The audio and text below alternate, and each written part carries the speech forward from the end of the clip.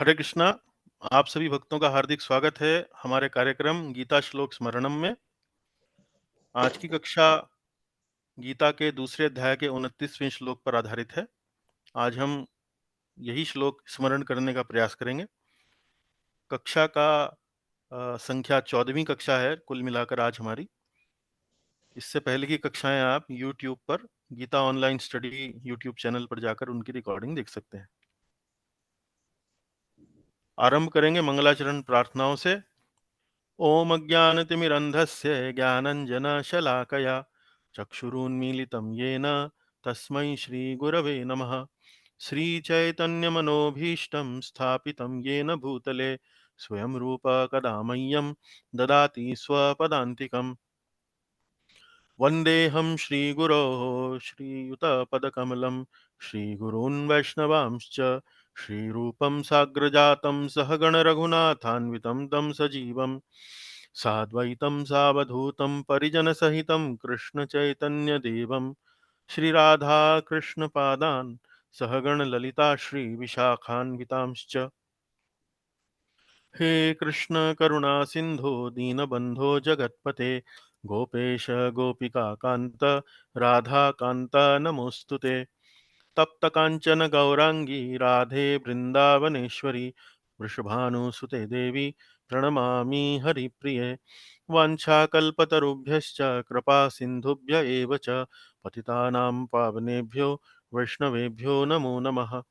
जय श्री कृष्ण चैतन्य प्रभु नित्यानंद श्री अद्वैत गदाधर श्रीवासादि गौर भक्त वृंद।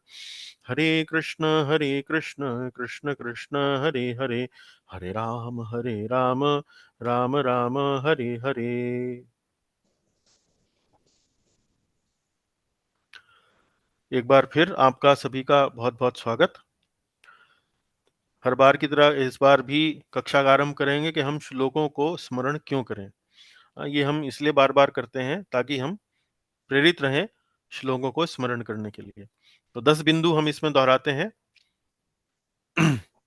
ये श्लोक महान भक्तों की मूल रचनाएं हैं तथा हमारी चेतना पर आध्यात्मिक प्रभाव छोड़ती हैं। ये गागर में सागर के समान हैं। इनसे कम शब्दों में महत्वपूर्ण शिक्षा मिलती है। इन श्लोकों से शास्त्र चक्षु अर्थात शास्त्र दृष्टि का विकास होता है। इन श्लोकों से हमारा व्याख्यान अर्थात प्रवचन प्रामाणिक बनता है। भगवान से प्रार्थना करने में ये श्लोक स्मरण हमारा सहायक होता है। श्री कृष्ण का स्मरण तथा उनके प्रति प्रेम अभिव्यक्त करने में भी ये श्लोक सहायक होते हैं। कठिन समय में जिसमें मृत्यु भी शामिल है, ये हमें बचाते हैं। अगले जन्म में भी ये हमारे सहायता कर सकते हैं, जैसे गजेंद्र मोक्ष की कथा में हम देखते हैं। और शिल प्रभुपाद जी द्वारा भी श्लोकों का स्मरण करना अनुशंसित है तथा अंत में गेय होने के कारण यानी कि गाने हम इनको गा सकते हैं, इस कारण श्लोकों का उच्चारण अत्यंत सुखद लगता है। तो ये 10 बिंदु हैं। यदि ये हमारी बुद्धि में बैठ जाएं कि हमें श्लोक स्मरण क्यों करने चाहिए, तो वास्तव में हम प्रेरित बने रह सकते हैं श्लोकों को स्मरण करने में। अन्यथा श्लोकों को स्मरण करने का उत्साह कई बार हम खो बैठते हैं। तो आ जाते हैं हम आज के विषय पर। गीता का दूसरे अध्याय का 29वां श्लोक। ये श्लोक अब आपके सामने स्क्रीन पर है। इस श्लोक को यदि कम शब्दों में बताया जाए तो इसमें वास्तव में आत्मा के सिद्धांत के बारे में कहा गया है कि ये आत्मा का सिद्धांत बड़ा आश्चर्यजनक है। आश्चर्यजनक आत्मा।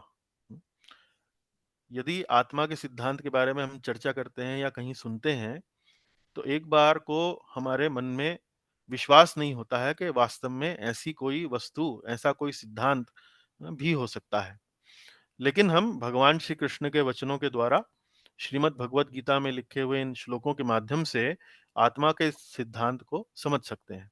किंतु प्रथम दृष्टया ये सिद्धांत जो है बड़ा आश्चर्यजनक लगता है, बड़ा कौतूहल वाला लगता है कि वास्तव में कैसे ऐसे संभव हो सकता है। तो इसी श्लोक को यहाँ पर भगवान अर्जुन को समझा रहे हैं, सिखा रहे हैं अर्जुन को आत्मा के बारे में ज्ञान देते समय अर्जुन को संभवतः स्वयं यह विश्वास नहीं हो रहा है कि ऐसी कोई वस्तु है, ऐसा कोई सिद्धांत है। तो भगवान उसका अनुमोदन करते हैं, उसकी पुष्टि करते हैं कि हाँ, जैसा तुम सोच रहे हो वो वास्तव में ऐसा ही है। ये सिद्धांत जो है वास्तव में बड़ा ही आश्चर्यजनक है। और श्लोक फिर इस प्रकार चलता है।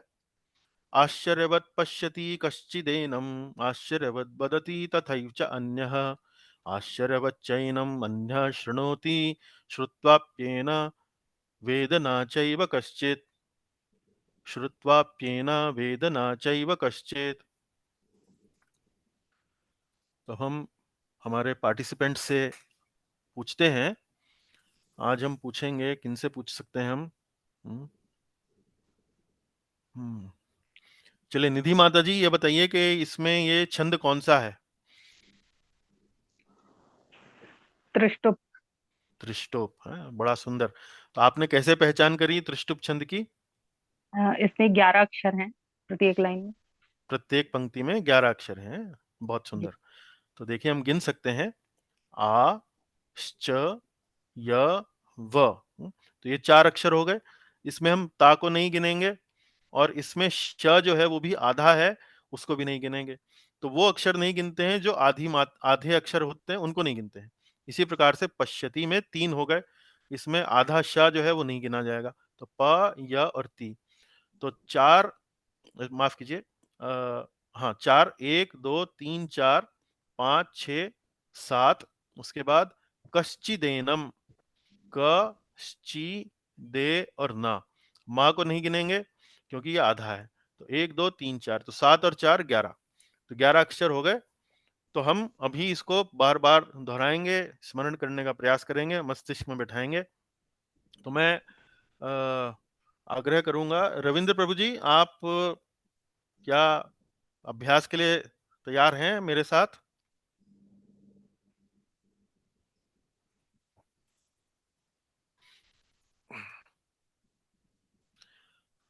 रविंद्र प्रभु जी, क्या आप सुन सकते हैं? जी प्रभु जी, जी प्रभु जी।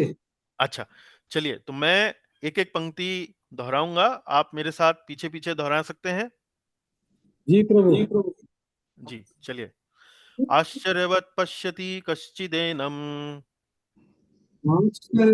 पश्यते कश्चिदेनम् आश्चर्यवद् वदति तथैव च अन्यः आश्चर्यवत् वदति तदैव चान्यः आश्चर्यवच्चैनम् अन्यः शृणोति आश्चर्यवश्चैनम् अन्यः शृणोति श्रुत्वाप्येन वेद न चैव कश्चित्। येनां वेदना चैव कश्चित्। अत्यंत सुंदर, बहुत बढ़िया। अब हम किनसे आग्रह कर सकते हैं? पद्मा माता जी, आप अनम्यूट कर सकती हैं, क्या आपके साथ अभ्यास कर सकते हैं?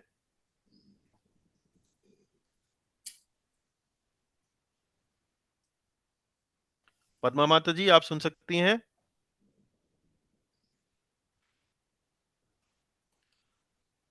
कोई बात नहीं, पद्मा माता जी शायद व्यस्त हैं। आप अनम्यूट कर सकती हैं। चलिए, मंगला माता जी। हाँ, हरे कृष्णा प्रभु जी। हाँ, आप अनम्यूट हाँ, अनम्यूट हाँ, आपने कर किया है लिया। प्रभु जी। यस। ठीक है। तो आप मेरे साथ साथ पीछे पीछे दोहराइए। यस।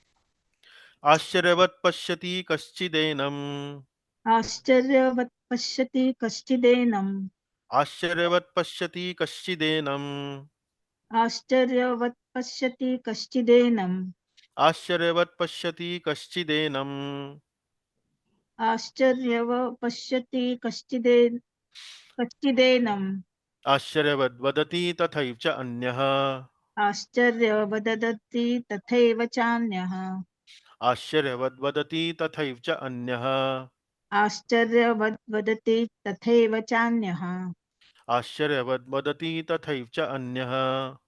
आश्चर्यवद वदति तथैव चान्यः। सुंदर। अब हम पहली दोनों पंक्ति को एक साथ करेंगे, हैं?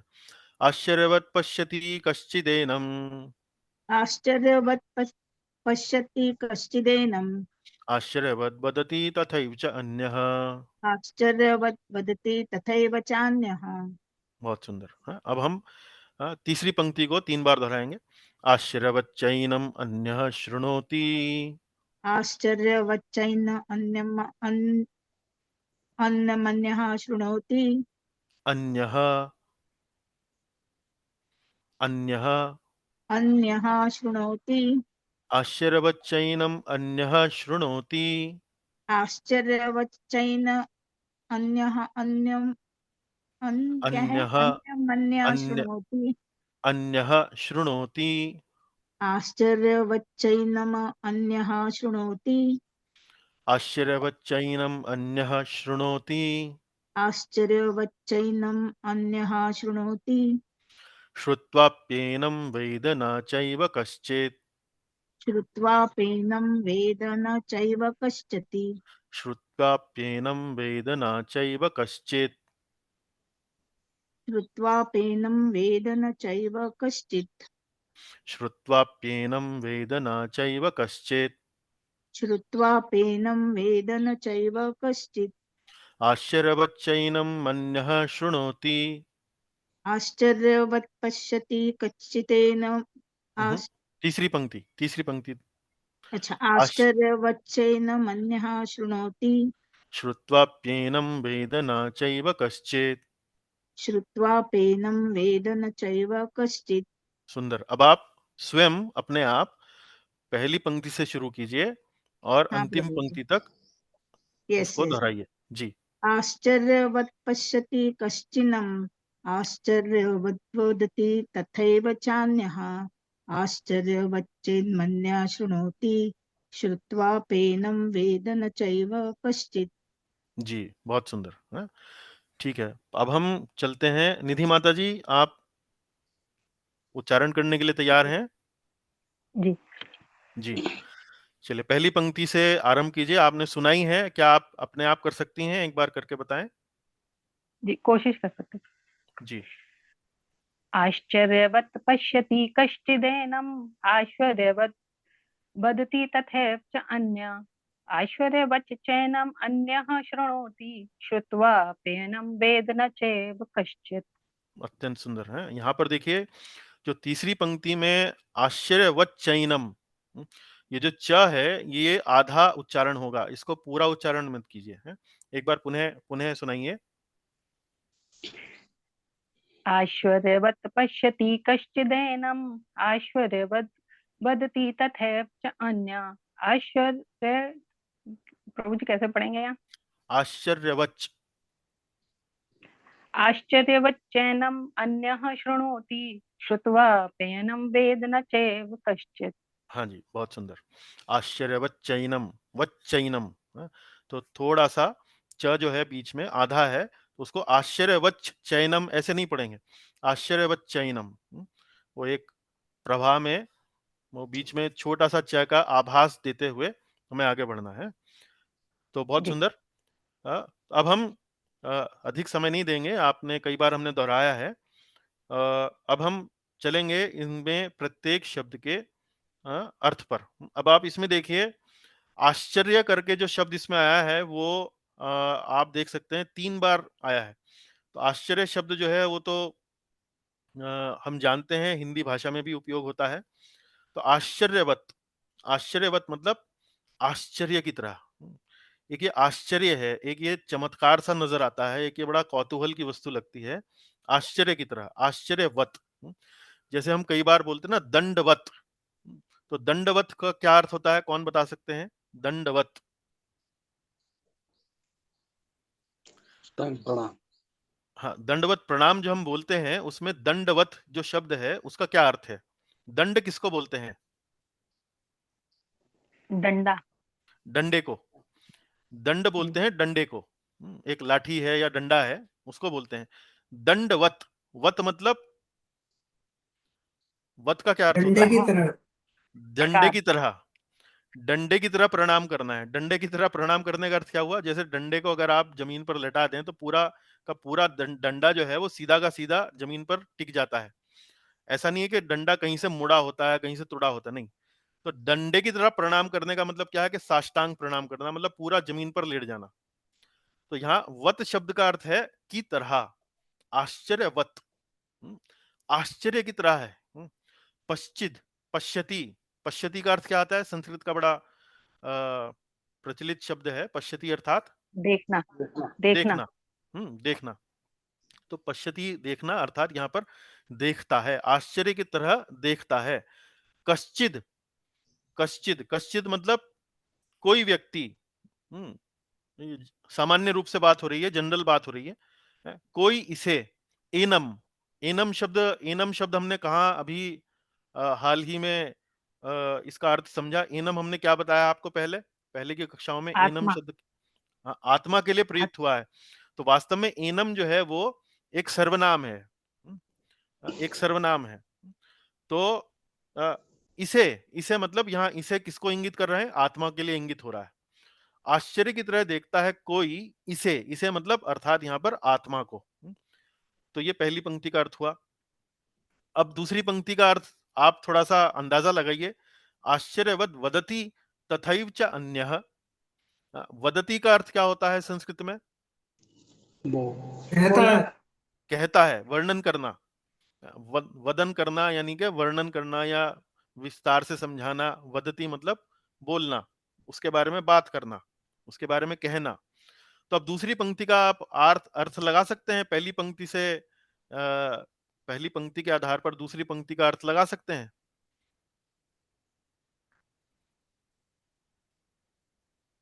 हम्म? दूसरी पंक्ति का अर्थ है आश्चर्यवद। आश्चर्यवद तो फिर से वही हो गया कि आश्चर्य की तरह।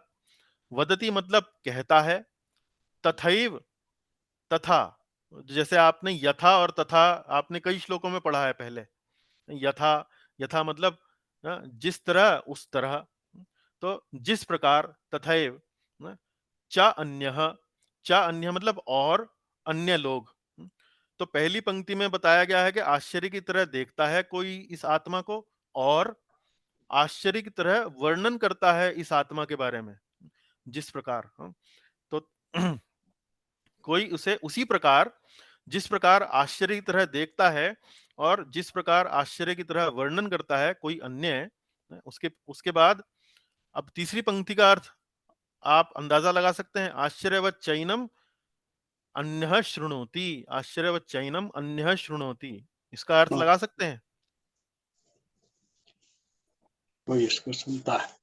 सुनता है? बिल्कुल, बहुत अच्छा। शृणोति शब्द का अर्थ क्या हुआ? सुनना। सुनना। तो आश्चर्यवत चैनम अन्यः शृणोति। तो आश्चर्य से, च, च का अर्थ हो गया और। एनम, एनम का अर्थ अभी माताजी ने बताया क्या? ये सर्वनाम है जो आत्मा के लिए प्रयोग हुआ है यहाँ पर। हाँ, हाँ, और इस आत्मा को, आश्चर्य से और इस आत्मा को अन्य, अन्य मतलब कोई अन्य व्यक्ति दूसरा सुनता है। तो ये तीन बातें हो गई, देखता है, कहता है, सुनता है। तो कोई व्यक्ति आश्चर्य से इसे देखता है, ये कितनी चमत्कारी वस्तु है। कोई व्यक्ति वर्णन करता है तो उसको समझाता है, बड़ा आश्चर्य है। इसको वर्णन करते हुए उसको बड़ा आश्चर्य का आभास होता है। और फिर कोई व्यक्ति सुनता है आत्मा के बारे में। मान लीजिए कोई व्यक्ति, जैसे हम इस कक्षा में मैं आपको आत्मा के बारे में बता रहा हूँ, आप सुन रहे हैं। तो आत्मा के बारे में सुनकर आपको बड़ा विस्मय होता है, बड़ा चमत्कार लगता है, बड़ा एक आश्चर्यजनक वस्तु लगती है। तो आश्चर्य से और इस आत्मा को कोई दूसरा व्यक्ति सुनता है, तो कोई आश्चर्य से देखता है, कोई आश्चर्य से इसका वर्णन करता है, कोई आश्चर्य से इसे सुनता है। और अंत में क्या बोल रहे हैं भगवान? श्रुत्वाप्येन, श्रुत्वाप्येनम, श्रुत्वाप्येनम अर्थात सुनने के बाद भी इसके बारे में। श्रुत्वा, तो श्रुत्वा शब्द का क्या अर्थ हुआ? सुन, सुनना। सुनना, सुनना। अपि, अपि शब्द का क्या अर्थ हुआ? भी, भी। भी। और एनम, एनम इसके। अर्थात इसके, इस आत्मा के, इस आत्मा के। तो सुनने के बाद भी इस आत्मा के, इस सुनने के बाद भी इसके बारे में या इस आत्मा के बारे में। श्रुत्वाप्येनम, तो श्रुत्वाप्येनम तीन शब्दों का संधि करके श्रुत्वा, अपि और एनम। तो श्रुत्वाप्येनम, तो सुनने के बाद भी वेदना, वेद शब्द का क्या अर्थ होता है? एक तो वेद शब्द का अर्थ होता है वेद पुराण पुस्तक के बारे में, लेकिन वेद का एक और भी शब्द होता है, वेद मतलब जानना, जान किसी वस्तु, किसी ज्ञान के बारे में या किसी जानकारी के बारे में जानना, तो उसे वेद।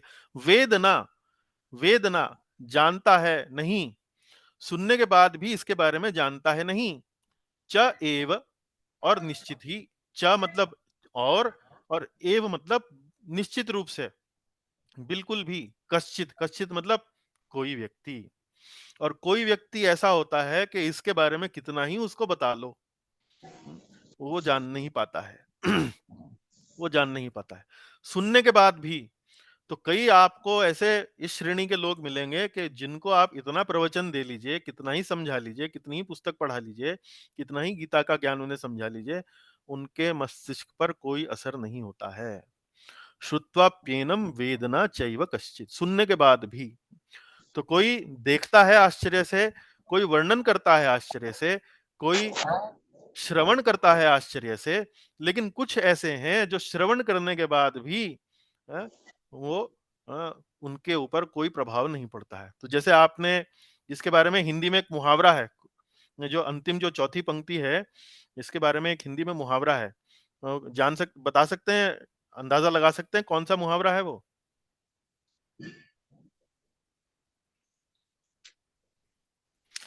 जैसे एक मुहावरा आता है हिंदी में, कुत्ते की पूंछ 12 साल नली में रखी, फिर भी टेढ़ी की टेढ़ी। जी। सुना है आपने? हम्म। तो इस श्रेणी के कुछ लोगों को आप समझते हैं, जानते हैं, पहचानते हैं? कई बार हम भी उसी श्रेणी में आते हैं। कि कितना ही समझा लें, कितना ही बता लें, कितनी ही कक्षा दे लें, लेकिन बुद्धि में नहीं आता है। तो ये चौथी श्रेणी है, ये श्रुत्वाप्येनम वेदना चैव कश्चित। तो देखिए ये आश्चर्यजनक आत्मा, इस श्लोक को यदि एक पंक्ति में बड़े कम शब्दों में अगर इसका इसको समझाना हो, इसकी व्याख्या करनी हो, तो ये श्लोक है आश्चर्यजनक श्लोक। आश्चर्यजनक श्लोक क्यों है? क्योंकि इसमें आत्मा की आश्चर्यजनक तत्व के बारे में, उसकी प्रकृति के बारे में बताया गया है। भगवान स्वयं कह रहे हैं कि अर्जुन, ये आत्मा बड़ी आश्चर्यजनक है। आती है बात समझ में? अच्छा है श्लोक, रोचक है। अच्छा। जी प्रभु जी। जी, तो अब आगे चलते हैं। अब हम आगे अन्वय करेंगे। इसका अन्वय का अर्थ यह है कि अभी तो हमने संस्कृत के आधार पर उसका हिंदी में अनुवाद किया और फिर उसको समझने का प्रयास किया। अब यहाँ क्या है कि यहाँ हिंदी में अनुवाद कर दिया है और उसके साथ संस्कृत के शब्दों को फिट कर दिया है। तो इससे आप देख सकते हैं कि कैसे अनुवाद में कौन कौन से संस्कृत के शब्दों का प्रयोग हुआ है। तो मैं राकेश जी से आग्रह करूंगा कि कृपया करके पढ़ें, केवल हरे रंग वाला जो भाग है केवल उसे पढ़ें, लाल वाला भाग छोड़ दें। लाल वाला भाग संस्कृत है, हरे रंग वाला भाग हिंदी है। जी। हरे कृष्ण।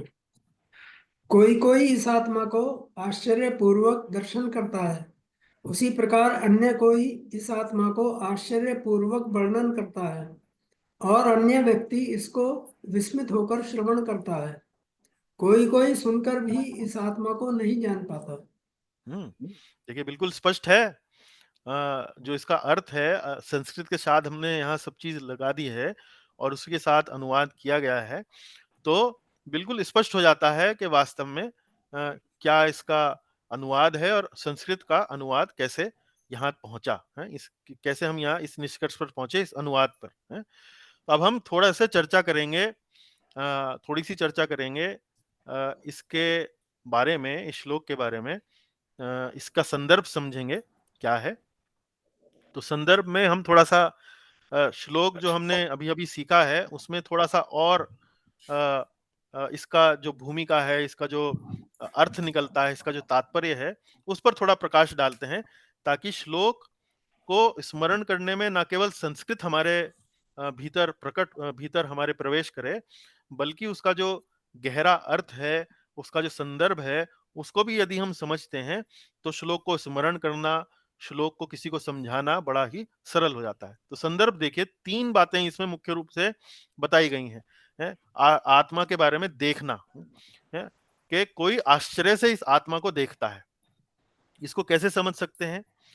देखिए, आत्मा जो है वो जीवन का आधार है? आत्मा किसी व्यक्ति में या किसी जीव के भीतर जब तक आत्मा रहता है, किसी जीव के भीतर जब तक आत्मा रहता है तभी तक वो व्यक्ति जो है वो जीवित रहता है, उसका शरीर जो है वो कार्य करता है। लेकिन अब कोई व्यक्ति आत्मा के बारे में देख रहा है, आत्मा को देखने का अर्थ क्या है? मान लीजिए कोई व्यक्ति एक बड़े हाथी को देख रहा है और उसके साथ-साथ बराबर में कोई एक छोटी-सी चींटी भी है। तो आश्चर्य करता है कि ये छोटा-सा सूक्ष्म, एकदम सूक्ष्म कण जितना ये छोटा-सा आत्मा इतने बड़े हाथी को भी चला रहा है? और ये छोटी-सी चींटी जो है उसको भी चला रहा है। और एक छोटा-सा बैक्टीरिया, बैक्टीरिया तो आँखों से दिखाई भी नहीं देता है, लेकिन वो बैक्टीरिया जो है वो कार्य कर रहा है, वो जीवित है, किस कारण से? क्योंकि उसके भीतर भी ये छोटा-सा आत्मा है। तो एक सूक्ष्म कण जैसा आत्मा इतने बड़े विशाल पशु को और इतने छोटे से कीटाणु दोनों को चलाता है। तो आश्चर्य करता है, आश्चर्य से देखता है। फिर अगला सिद्धांत क्या है? वर्णन करना। वर्णन करना मतलब जब हम इस सिद्धांत के बारे में थोड़ा-सा समझने लगते हैं और जब हम इसके बारे में वर्णन करते हैं, जैसा कि हम इस समय कर रहे हैं, तो बड़ा विस्मय से इसका वर्णन करते हैं कि आत्मा का सिद्धांत देखिए कैसा है, कि शरीर से ये छोटी-सी एक ये चेतना की जो चिंगारी है, जब वो शरीर से बाहर निकलती है, तो शरीर जो है वो निस्तेज हो जाता है, निष्प्राण हो जाता है? वो उसको कहा जाता है, घोषित कर दिया जाता है कि तुम मृत शरीर है। उसमें कुछ भी ना कोई भावनाएँ रहती हैं, ना कोई विचार रहता है, ना कोई मनन रहता है, ना चिंतन रहता है, कुछ नहीं रहता है। बिल्कुल एक जड़ वस्तु की तरह जैसे मिट्टी है, बिल्कुल मिट्टी हो जाता है। तो वर्णन कैसे करता है? अन्य विस्मित होकर इस विषय पर चर्चा करते हैं। फिर आगे चलते हैं, श्रवण और अन्य विस्मित होकर इसके विषय में सुनते हैं। तो जब कोई विस्मय से इसका वर्णन करता है, तो अन्य जो सुनने वाले हैं, उनके भी अंदर भी विस्मय का भाव जो है वो जागृत होता है। तो इस प्रकार से विस्मित होकर इसके विषय में सुनते हैं। तो भगवान अर्जुन को बता रहे हैं कि देखो भाई, अ, ये जो आत्मा का सिद्धांत जिसके ऊपर मैं तुमको ये 20-25 श्लोकों में मैंने तुमको इनका वर्णन किया है, और तुमको संभवतः विस्मय का भाव उत्पन्न हो रहा है कि अरे ये क्या बात कर रहे हैं, कि आप कह रहे हैं कि आपका बंधु है, मैं उसकी हत्या कर दूंगा, लेकिन आप कह रहे हैं कि वो तो मरता नहीं है, वो तो अन्य शरीर ले लेता है। तो विस्मय होता है, अरे ये कैसा सिद्धांत है? ये कैसा वास्तव में चर्चा जो है वो श्री कृष्ण मेरे साथ कर रहे हैं। तो ये विस्मय का विषय है, ये वास्तव में विस्मय का विषय है, ये मैं भी कह रहा हूँ। और कुछ लोग तो ऐसे हैं कि सुनने के बाद भी नहीं समझ पाते हैं। तो ये भी एक अन्य विस्मय का भाव है। इसको और भी वर्णन आप कर सकते हैं। इसका और वर्णन कैसे कर सकते हैं? जैसे आत्मा के चारों ओर ये जो षड विकार हैं, काम, क्रोध, लोभ, मोह, मद, मत्सर्य, और जब ये षड विकार आत्मा के चारों तरफ जो इन्होंने अपना आवरण बना रखा है, जब ये आत्मा का ये आवरण जो है वो घटता है, ये समाप्त हो जाता है, तो हम कितना भीतर से अपने अंदर शांति का अनुभव करते हैं। जब हमारे भीतर से ये विकार चले जाते हैं तो बड़ा शांति का अनुभव करते हैं। तो आत्मा का प्रकाश वास्तव में कितना शुद्ध है, जो हमें शांति प्रदान करता है, जिससे हम शांति का अनुभव करते हैं। और यही आत्मा जब अपने आप को, स्वयं को भगवान कृष्ण का अंश समझने लगता है, भगवान श्री कृष्ण का दास समझने लगता है, तो ये आत्मा को कोटि-कोटि ब्रह्मांडों में होने वाले सुख से भी अधिक सुख जो है वो सुखी बन जाता है। तो ये कोटि-कोटि गुना आनंद की अनुभूति हो सकती है जब ये आत्मा स्वयं को इस भाव से देखने लगता है कि मैं तो श्री कृष्ण का दास हूँ, मैं तो मात्र श्री कृष्ण का छोटा-सा सेवक हूँ। तो उसके आनंद की, उसके परम आनंद की जो है कोई सीमा नहीं रह जाती है। तो ये आश्चर्यजनक है। अभी हम उस आनंद को अनुभव नहीं कर रहे हैं, लेकिन जब हम इस प्रकार का भाव रखते हैं तो कोटि-कोटि गुना आनंद की अनुभूति हमें होने लगती है। तो ये भी आश्चर्यजनक है। तो इस प्रकार से अब देखते हैं, सुनकर भी नहीं समझना। फिर चौथी पंक्ति में आता है कि श्रुत्वा पेनम, सुनकर भी इसके बारे में, सुनकर भी नहीं समझना।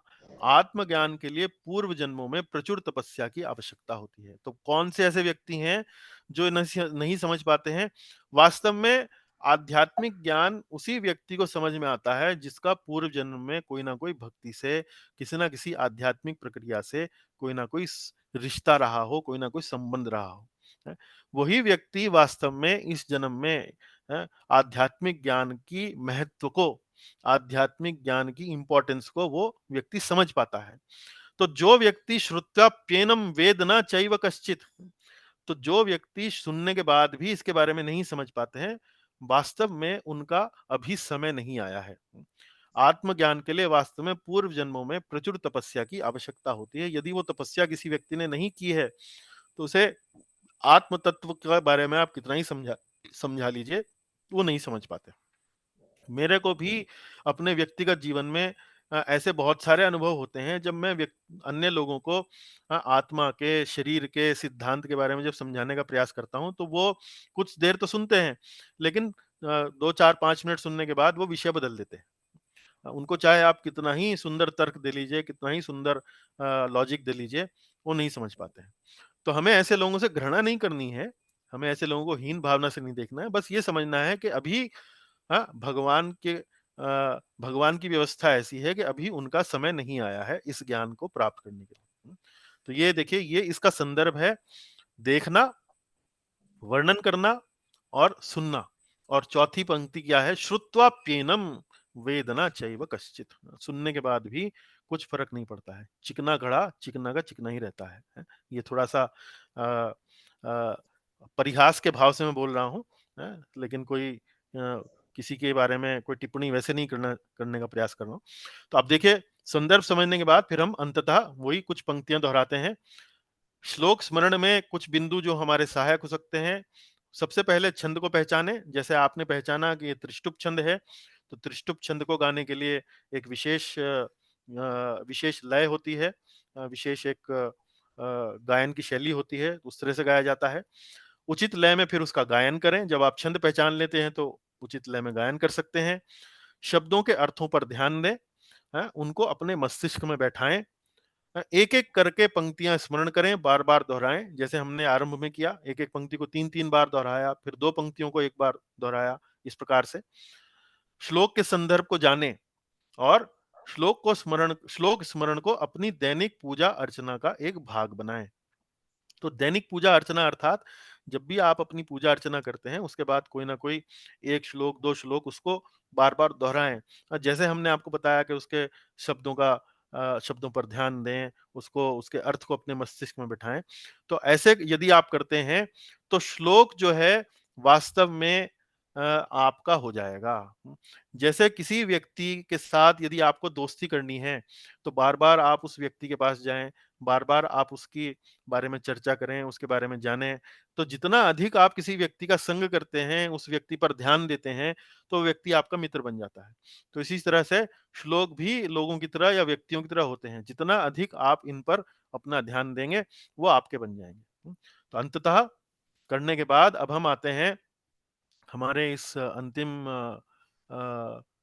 विषय पर, जिसमें भगवत गीता जो संस्कृत में लिखी हुई है, उसको यदि हिंदी काव्य के रूप में प्रकट किया जाए या अंग्रेजी काव्य में बोला जाए, तो कैसे वो दिखाई देगा।